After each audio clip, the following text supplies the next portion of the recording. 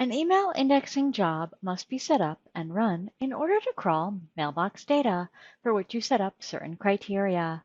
When performing indexing on a live mail location, that archived data can later be searched. To create an email indexing job, select Archiving, then Agents, and then Email Indexing on the left. Once you're on the License tab, select Create. When the dialog box pops up, from which you can select a source type, select Exchange from the drop-down. Then input the name and click Create. Your email indexing job has now been set up. Select it on the left-hand side. Then select the Criteria tab. Here, we'll choose how we want to index our data. The choices are incremental, recreate, or delete checkpoints. In this instance, let's choose Recreate, which will index all of the data. Under Options, the default of Exchange Primary Mailbox is selected. Additions or changes to this can be made. For instance, you can add Exchange Archive Mailbox or switch it to that primarily. You can also choose whether to index attachments, records to a certain number of days, and/or how you want to handle drafts.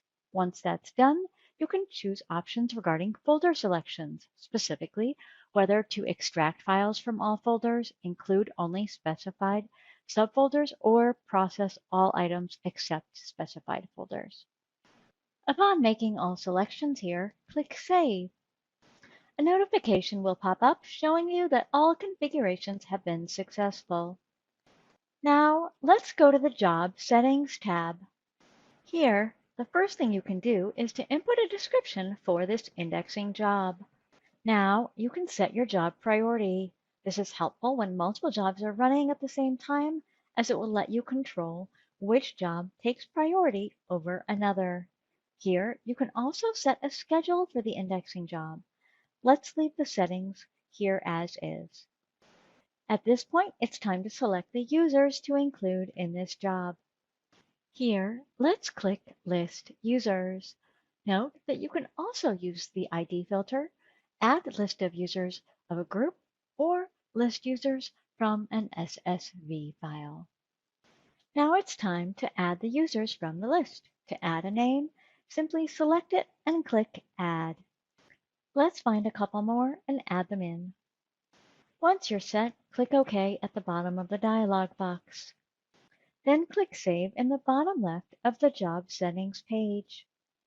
As you can see, the configuration here has been successful. Next, let's go to Log Settings.